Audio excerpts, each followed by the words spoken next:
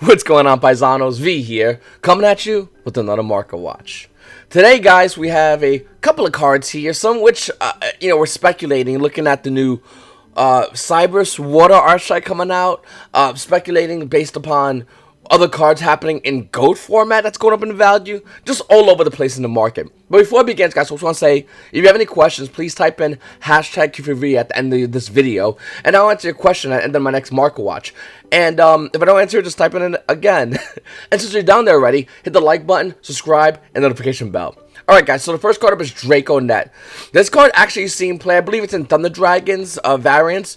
The Thunder Dragon Danger, I believe is where it's seen play. It's a the Star Pack Reigns, which has like a $2 market price, but we're seeing it over here almost bought out, roughly around $5. That's the thing with Star Pack Reigns. It's like, when it came out, nobody wants a set. Packs are $1. These are the cards you see in a dollar store, and even boxes are like $35. It's relatively cheap for a 36-pack box. And it has sporadic value. Cards like Draco Net, Ultigeist Concuri, Light Change at one point was relatively high in value. The Starfire currently still is. Backup Secretary is still somehow high in value. Spoofing was like the money card to get as well. Even regular Draco Net, those are the common versions. After this one's gone over here, it's going to hit almost back up to $5 again. Just a ton of sporadic value. And to be honest with you, I'm not sure if Konami's just doing this one-star pack. Or are they going to do like once a year, just drop one star pack, and that'd be kind of cool. Other cards like Goki Suprex previously saw high value, and now we're still seeing it roughly around $2. It's just a good set in general, and I really don't know why when this set came out, it just flopped immediately. It was down on arrival, this set. But all in all, I mean, as much as I didn't like this set, there's still value, and I still personally use cards. Like, I use my Starfire Concuri still. From this set, and if you're playing Tricksters, I'm seeing Trickster players, especially going to the YCS this past weekend, use like Starfire Light Stages. Even though Ultra Resident Answer, Starfire Light Stages are still relatively high in value. They're about almost to $5. So it's not like, I don't know, it's just something really weird about Star Pack Reigns. It had a lot of trash, but there's still good value in it, and I would love to know what you guys think about that. Is there anything that you're using from this set still? And I would love to know if you comment down below. Up next, guys, Skullmeister going up in value. Market price of this card currently roughly around $4. Now, before we talk about the Star Trek Blast Secret Rare, we'll talk about the Coda Duelist, which is almost about $1 on 27-cent market price. You got commons worth almost nothing, but realistically, the Secret Rare Skullmeisters, $4 on the market, lightly played, almost near $10. This is a hand trap. Let's not get it twisted. It's a dark hand trap. During I play his turn, when a card effect activated in your opponent's graveyard, you can send this card from your hand to the graveyard to negate the effect. It's just a, I don't know. It's a hand trap that I don't agree with, I guess I want to say. I think DD Crow's still much better. I guess if you're using this card was originally used against, like, it was really originally used against Tricksters, I believe it was. And even then, DD Crow was a better answer. They activate one of their cards, they target Trickster Monster Special Summon, and you just negate it. Whereas in DD Crow, you go, what are you targeting? Alright, cool, get rid of that dude. Same thing, I guess the card's being used against Orcus, but same mentality.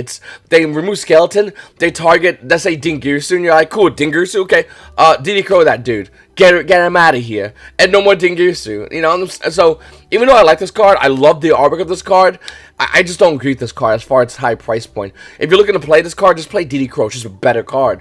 If the X-Ray Skeleton next turn, he can't do much. They only most Orcus Blacks play 2 Dingirsus, and I don't know, I think this is just better.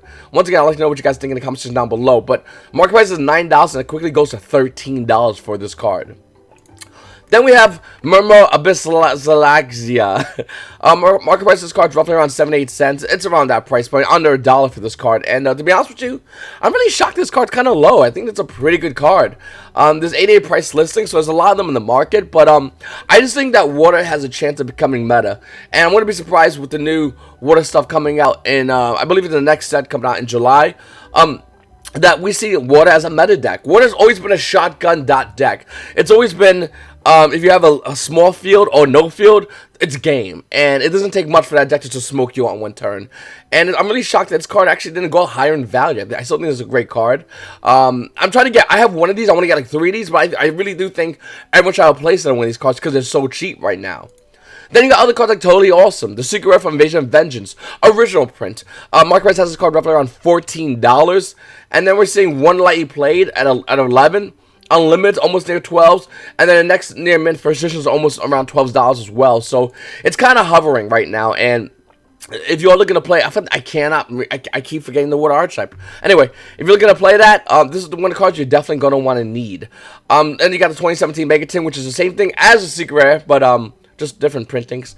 Market price of that card is roughly around $10, around its market price. Then you have Swap Frog, guys. Ultimate OTS Tournament Pack 3, Ultimate Rare. Now, here's the problem with this card. There's no other variants of Swap Frog. There's Ulti, there's Common, and there's nothing else. Well, looking at Swap Frog, Ultimate Rare, market price of this card roughly around $62.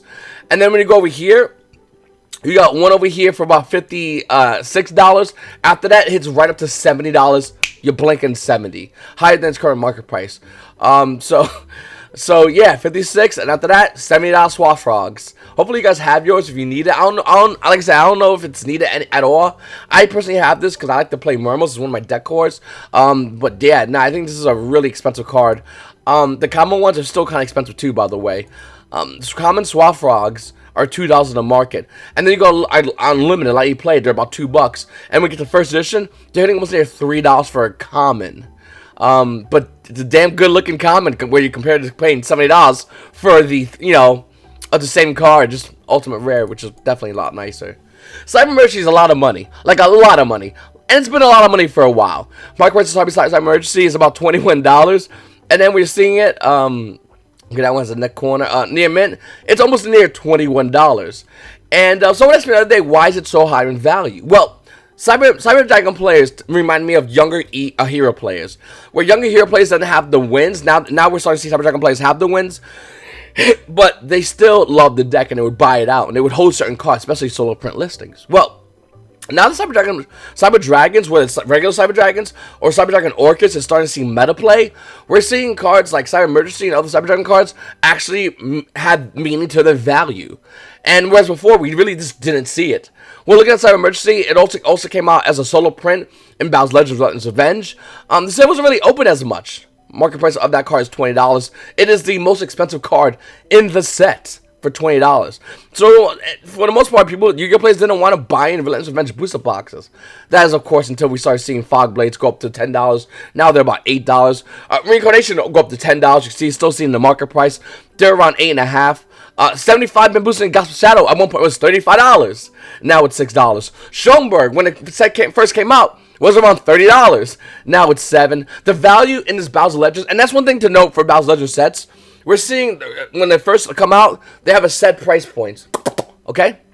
Then after a while, the value changes. Take Denko Sekka, for instance. Denko Sekka in the first Battle of Legends, Renko Deka, Denko Sekka, in the first Battle of Legends, was, where is it?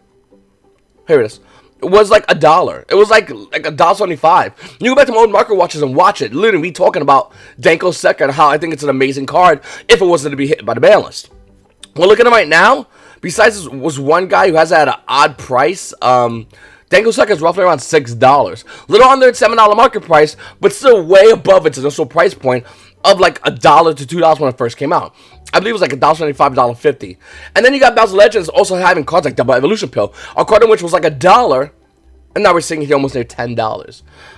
Cypher Lord Omega was the money card, spiked down in value. Artifact Sanctum was nothing, now it's at 5s. Miracle Contact was nothing, and now it's at 4s, almost near 5s.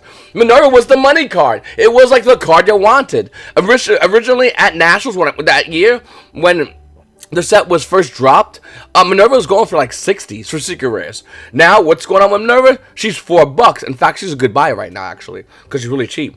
But yeah, I just think, like, once again, these Battle's Legends sets, they have like double value. They have the initial value that we get excited about, and then they have back-end value in which cards that are initially trash in value, but then spike up. And I think that's what's going to happen with this new Battle's Legends set. I think Konami knows this by doing the last two Battle's Legends set and going, you know what? We'll do the same thing. We'll put Boarsword as the front guy card, just like this was the big chaser card of the set, Minerva. And then when everyone gets excited about it, they go and they buy it. The price drops down to nothing. And then we just make other cards and have other cards in the set that will have value later on. And I think that's something really interesting about Battles of Legends. We've seen it twice. Could it be a third time we see this happen?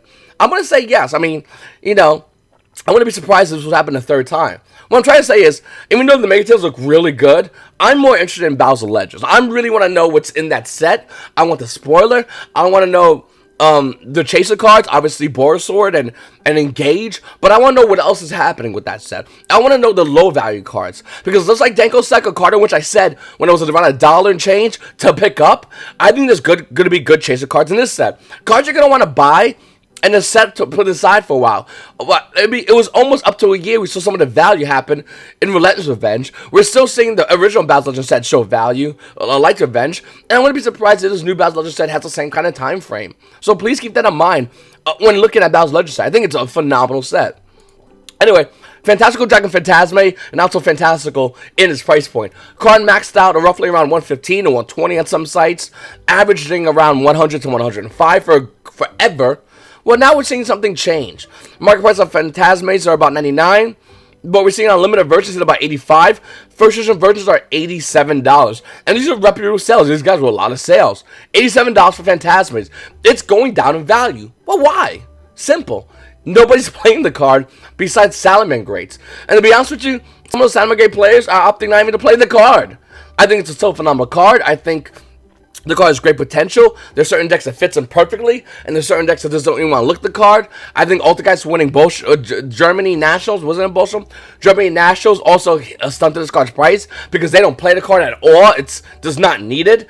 And then we have the Thunder Dragon variant not playing the card. I'm not sure if the Orcus kid played the card. I don't think he did, though. Nevertheless, Fantastical Dragon Phantasme, even though it's an insanely good card, even though we are still in Link format, it's just not seeing as much play.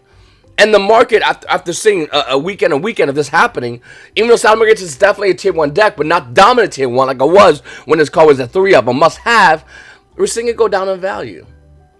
So you let me know what you think. Are you still planning on holding your Phantasmes? Are you selling your Phantasmes? Stone Cold's Truth, I'm holding mine. This card was hell to get. I'm going out the ship. And I have 2, and I'm looking to get a 3rd one. And if I get it cheaper, great. I just think this is still a phenomenal card. And we know that Savage Strike is not getting reprinted in the Megatins. We know that, let's be honest, there's not going to be a Phantasme reprint in the Battles of Legends set. So we know this is happening. So why is everyone like panic selling Phantasmes? You can do that. That's fine. But around August, when we get a new ban list, around August, when we start seeing the meta kind of shift via whether it's a ban list or anticipation of a new set dropping that's going to shift the ban list, I'm going to be there holding my Phantasmes, and I hope you guys are too. Once again, I just think this is still a phenomenal card. It's just not ready right now, and we have a lot of cards like that. We have a ton of cards that are just not ready but are insanely good. And Phantasme will see some play, I guarantee you, throughout Nationals, but not significant enough play to merit its high price point. That's where, once again, we're seeing it drop down in value. Fusion Devour, Ultimate Rare, can easily be bought out. I don't know why would you want to do it, but you can do it. When this card battles the fusion monsters, the attack of that fusion monster becomes 0 during damage up only. Level 4 Dark Monster, 1400 attack, 1200 defense. 92-cent market price, Ultimate Rare, 92-cent market price. Well, looking at it, lightly played is about $2. And you can see on page 1, there's lightly played first edition. Once again, $2. Lightly played first edition, the guy is 1. Go on the second page, which is the only page, nothing else.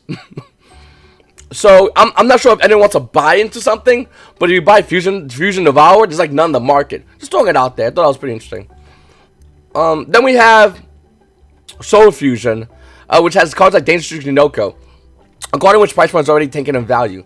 Dangerous Tsuchinoko's market price is about $49, but we're seeing it already, seeing the market around $40. Let's see, let's click on it real quickly. $48 market price for Tsuchinoko. And then we're seeing near first editions be about 45, whereas Unlimited's about 40s, and barely holding on to that. Well, fear. Fear rules the galaxy. No, fear. Like, literally, like, why would you hold a card that you know is going to get reprinted? Not only reprinted, but reprinted at a higher rarity. Anyone can get it twisted. Anyone can talk whatever they want to talk, sure. Prismatic Secret is higher than Secret. I'm not sure if maybe the new Yu-Gi-Oh players don't understand this, and they might still hold Tsuchinoko, or are they preparing for Nationals, or they want to be local heroes and just dwarf everybody with their amazing Secret Dangers. Sure, my guy. But Mega Tin Tsuchinoko Prismatic Secret Rare is going to blow out original Tsuchinoko. This is a fact. In fact, if Konami make more cards as Prismatic Secret as opposed to their secret counterparts, it would just blow away the secret variants because Prismatic is a higher rarity. Once again, it's Ultra Rare, Secret Rare, Prismatic Secret Rare, which we rarely get, and then Ultimate Rare, then Ghost, which you almost never see anymore. So, going with that, people are panic selling Tsuchinoko. It makes sense, to be honest with you, and I'm not surprised. I'm not surprised this card is even holding this price point. I'm surprised the fact that it hasn't dropped faster. As we approach Nationals, what is it, about 2 weeks away, this card price is going to tank. And the card's still going to be a needed card, it's just not needed enough to pay $40 for. Then you got cards like Trapchick that used to be $40. Speaking of $40, Mark Price has Trapchick roughly around $29. It's $25. First edition is $26. The only deck that uses Trapchick is Mystic Mind Burn. And even some of those builds aren't using Trapchick, so we're not seeing it see play. Makes sense. Dungeon Dragon Colossus is $24, $25, under $27 market price. Who cares? Who cares? Ultimate Rare is better. It is infinitely better. Konami making Ultimate Rare Colossus. At first I was upset about it, but I've seen Ultimate Rare Colossus. Man, it looks gorgeous. Anyone at your locals has it, have them show it to you. It's a really nice Ultimate Rare. And as much as Konami in the past has made Ultimate Rares that look weak, the center's weak, or it looks like one it's top heavy or bottom heavy, Colossus just looks like an amazing Ultimate Rare. And I hope moving forward, Konami make more Ultimate Rares using whatever cardboard they use for Colossus for anything else. Because you got other Ultimate Rares like Regeki, it just looks phony and fake. Like if you went to a quarter machine, a pizzeria, and paid 50 cents, and you got a Regeki Ultimate Rare, like, oh, okay, that's clearly that's how the OTS pack ones look. They just look silly to me. Chaos Dragon Levianeer is hunting almost around $15 as more Yu-Gi-Oh players could hop on the Chaos Dragon train. Anyone else wants to have any problems with Chaos Dragon variants? The answer is simple. You spear mode them. You spear mode Chaos Dragons and they lose. They go through their whole entire extra deck. I think they have about 3 to 4 cards. If they do the full combo, I could be 100% wrong, but I don't think I am. I think about 3 to 4 cards, and then you just sit there and you go do everything you want to do, boo boo. And the minute you do everything, you just go, hey, hold the spear mode real quickly, and they lose. Now, obviously, Levianeer is a great mediator. It rips the card at your hand, sure, but if they don't rip that spear mode, you drop spear mode, they can still play. They're just not gonna win. And I think that even though I personally like Chaos Dragons a lot, Chaos Danger Dragon variants, I like it a lot. But that's the truth of it all. I think Levianeer is a great card, and I think it helps you stunt that. But you can't, like, it's not like they can look at your hand and grab a card. You know what I'm saying? They just have to like go, did I get it? Nope. Okay. And if you get hit with like a Artifact Psi, problems in paradise. But game 1 with Chaos Dragons is you have a phenomenal game 1 if you're looking to play a deck. One thing, this is a great card, and the artwork of this card looks really cool too. Then you got other Thunder Dragons. You know, Dragon Dark used to be 7s, now he's around 8s. Orchestrated Returns used to be like 8s, now they're like 4s. Dragon Roars still 5s. Hasn't really changed at all. Thunder Dragon Titan is $3 still. They deck runs 2 if you want to play pure. Condemn Witch is insanely underrated. It's $2 right now. It used to be $1 before TCG players started playing silly with their market prices. But yeah, if you get Condemn Witch for $1, pick it up. It's a great card. I think it has a lot of future potential. And once again, I think unless the Megatons are going to reprint this card, I think this is a phenomenal card to get. We know Prankatops is getting a reprint, so don't spend $1 to $2 on Prankatops. Don't be that guy. It's getting a reprint. As long as you have your 3, who cares? Let's see what else we got here, guys. The End of Anubis came on Ancient Sanctuary. Market price has this card roughly around $5. And then you look over here on page 1. This is nothing. Okay. This is a secret, by the way. Page 2 has Unlimited at 10. After that one's gone, you're seeing a $15 one. Easily going up to where the first edition goes, about $20. And these are all ones. You got 2 over here at 25. Going over to page 3, you got a lot. You got 3 more price listings. But it bombs out at $65, but a guy has 2 of them. And then Anubis. Now, I don't think this is a meta card. I think this is more a collector's choice to do. I don't think that this card can see any kind of relevant meta play. I understand, I'll read the effect. The effect is, as long as this card makes it face up on the field, all the effects of spell, trap, and monsters that designate cards in the graveyard, or that activate in the graveyard are negated. I understand that's a pretty cool card. I just don't think it's good enough. I think you might as well just drop a Vanity's Fiend, and just stop your opponent, period, right then and there with one card. But Anubis is a cool card. One, two, it's a collector's card. This card's hard to find, Secret Rare and Anubis, from its original set. There's a lot of reprinted versions. I believe it came out super rare as well. You got an ultra rare, regular rare. Oh no, okay, another ultra rare. Lost Man one look pretty cool, by the way. But yeah, no, and the Anubis secret rare, those are hard to find. So if you have one, if you have first edition one, congrats. it's a great card. I think collectors are gonna start looking for this card as well. Spirit of the Pharaoh, another card that came out in Ancient Sanctuary. It has a $3 market price. Looking on page 1, Uno, unlimited versions are almost at $5. Going over to page 2. Once again, unlimiteds all day long. You've seen a bunch of unlimiteds. And first edition, it's almost around $10. There's only one left, first edition, for $10. It's just another card that you might want to consider if you're looking to pick up a collection and you want to, control the market. That's another thing. People get really upset at me. They go, V, you're telling people to control the market. Hey, if I was a prick, I'd buy these cards and control it myself. I really wanted to. I don't care about this stuff. There's people out there that care about this stuff. That's what I make these videos for. And if you watch my video fast enough by hitting the subscribe button, notification bell, kudos to you. You get to buy a card and control the market. I might as well you than some other random no name. And might as well I do this video so information spread evenly so everyone has the opportunity to have a chance of getting this. You know what I'm saying? I know people get upset about me doing these videos, but I just love doing them. I love talking about Yu-Gi-Oh! If you saw me at any Yu-Gi-Oh! Event, you would definitely know. I will talk your ear off. The first sarcophagus it's cool. I'm not gonna say it's cool because I said a bunch of cards already, but it really does. Okay, the first sarcophagus. The thing about this card I like so much is the different variants of it. Can we just look? I mean, okay, because there's only two printings of it. There's Ancient Sanctuary and there's a Dark Relation Volume 2. So the original version had it in this blue kind of thing. I don't know what this was. I don't know what they were going for with this. The second one just has a mummy in it. That has some smoke around it. I guess it's the kind of like King Tut when he opened his smoke. Anyway, it's just a really cool card, and there's not many on the market. There's 22 listings of the Dark Relation Volume 2. They're still relatively low, and there's only there's only a bunch of ones on page 1.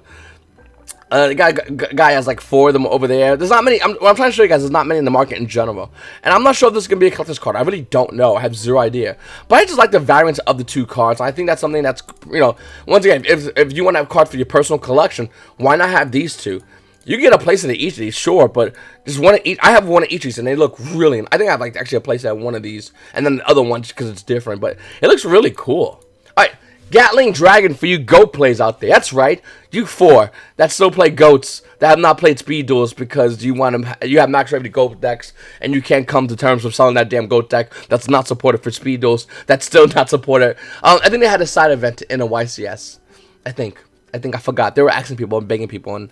Speed duels things work, we know this, but I still like speed duels a lot, actually. Okay, looking at Gatling Dragon, Ultimate Rare from Flame Eternity, market price card at $40. Well, no. No, it's not. $76, that's it. First edition, you say? Well, there's none of these. There's $40 ones. I just GOAT format.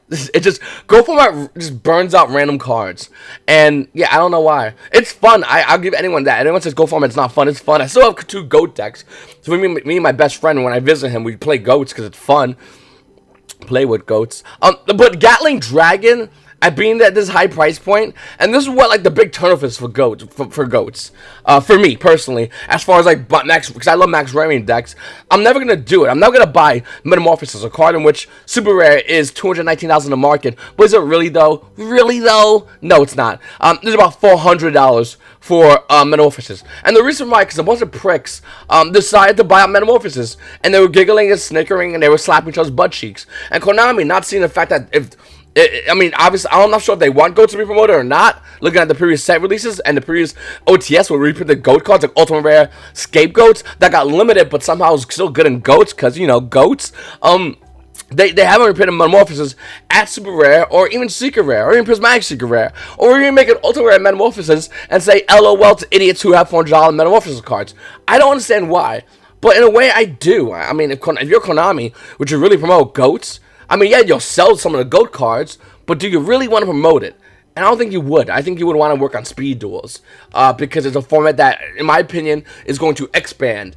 Even though it had probably the worst TCG start off since Ardent Saga. It just explode. So yeah, looking at Metamorphosis, it's cool, super rare. But yeah, I would sell this in a heartbeat. And if you're a Go player out there and you're upset about what I'm saying, I'm sorry, bro. It's fun. But don't max rabbit your goat deck, because you'll never... If the minute you start spending 4 bills on Metamorphosis, you're just doing it wrong. You're just doing everything wrong. And you're just playing with value that's only going to decline. So I just want to really emphasize that for anyone playing goats. I love goats a lot. I'm still going to play it, but for rarity with goats, I don't care because you can't. And to be honest with you, the minute Speedo starts picking up, starts becoming more competitive, I'm going to be done with goats. Even though it is fun, I just can't see myself playing something that's been owned by the market. This is why I like to do market watches, because people a while ago had plenty of time to buy the market on Metamorphosis and run the market. And as the people did it, the market got shorter for Metamorphosis, and I guarantee you it wasn't like 10 people buying Metamorphosis. It was like 3 maybe that bought out all the Metamorphoses, and they ran the market on this. For those who had it and didn't sell it, good, you have an expensive card. Those who wanted to sell it, it probably sold. And this is why we're seeing a card that's $220 now be double that in the market. This is why GOAT format is going to fail, because people like this are doing stuff like that. Simple. Then you have other cards like Skyscraper, Mobilize, Engage. $42 in the market. $41 in the market price. Widow Anchor, you're 27. No reprint, but still stabilizing a price point. Even though I like Strikers a lot, I actually got rid of a majority of my Striker stuff. And the reason why is because I feel Strikers, 1, getting hit by the ban list. 2, Engage is getting reprints, so we know this is going to be going down in value for Engage. And 3, Widow Anchor with no reprint, normally I would say buy into that, but the reason I'm not saying that, because why would you buy into a card that Konami's going to hit in a ban list? And before you say, V, they need to hit multi-row. 1, you're right. 2, why not hit both? Konami's pretty much done with Strikers. They've been a meta deck for about a year. And not kind of like a meta deck like it's like all the guys where it's been like tier 1, tier 2, tier nobody plays it, back to tier 1.5. No. All Strikers have been tier 1 for way over a year.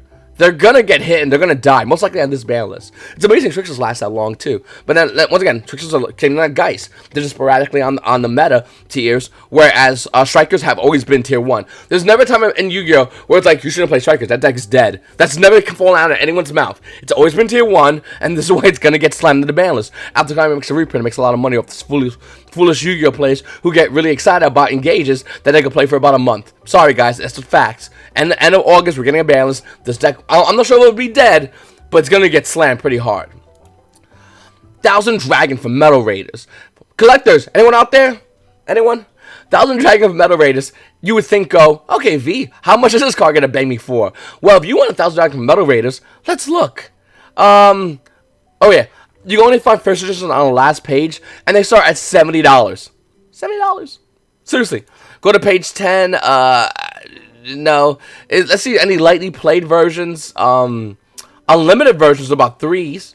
See? $3. No big deal. Once again, go to page 2. Unlimiteds, dirt cheap. The minute it has that little stamp that says first edition, it goes from $3 to $70. The market.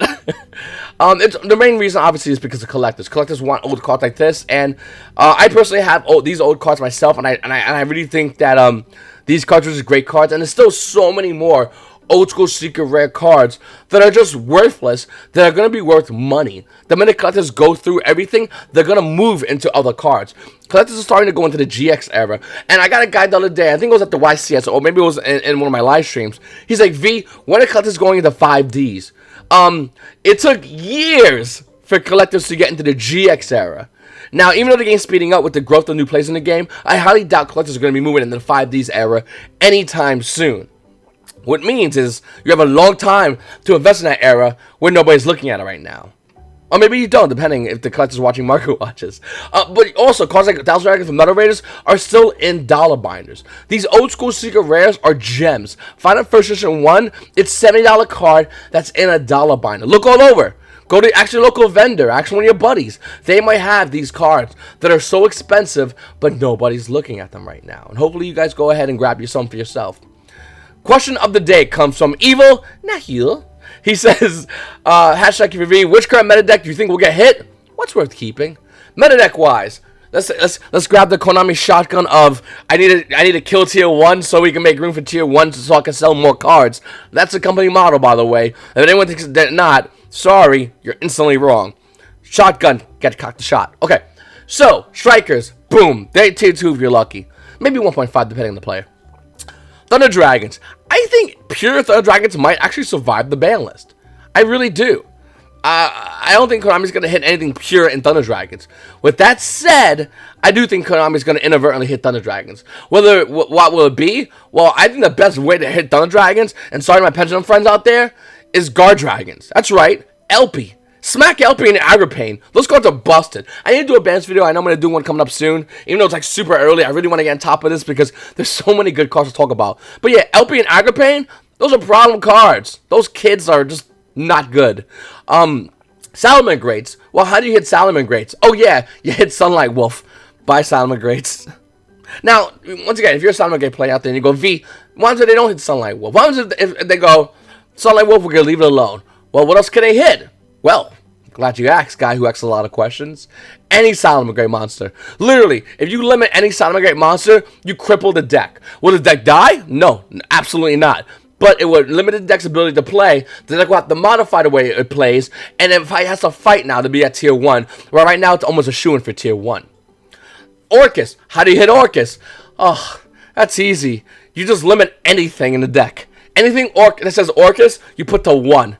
And once again, we're not talking about killing the deck. We're just talking about power creeping the deck down. That's all you need to do. Then you just, once again, we're Konami, right? We smoke cigars for Japanese men. We like getting peed on late at night. Nobody knows about that. We wake up in the morning. We take a shower. We go back to work. And we play Yu-Gi-Oh! This is what you do, Konami representatives that we are, fictitiously. All you need to do is limit any Orcus card. That's a monster, I should really say. Because you want to limit the spell, sure. Why not? They play 1. Or Babel, nobody cares. Any Orcus card. Skeleton to 1. That's it. They have to recycle. They have to work more. And once again, we're not talking about killing these decks. We're just talking about power keeping them down so we can sell more cards to these dumb Americans. Yay, Konami, unbalanced games. That's what we are. So that's the best way to do it. And as far as Alta guys, even though I love the deck, I've been saying for a while, they need to hit Multi-Faker. But before you Multi-Faker, I want Konami to release Ulti Multi-Faker. Ulti Multi. It just rolls off the tongue. It makes me happy. And it's my babies. And then murder my babies. So that's what I think is going to happen as far as the way Konami can hit. There's a lot of cards that can hit. And once again, we'll do a ban. Let's talk about it. If you guys have any ban list things you want to talk about, please comment them down below. I would love to know what you guys think about that. And hit the subscribe button. Go to your locals. Tell your friends at locals, hey, what are you doing? They're watching some dumb video. Hey, grab their phone, subscribe to me, and then give them their phone back and go watch this guy's videos. And when they start babbling, you have my permission to open hand slap them, and then you bring them around and give them the back of the hand. Forget about it. I appreciate you guys for watching my video. Please make sure to subscribe and subscribe. It's your boy V, and you guys always have a great day.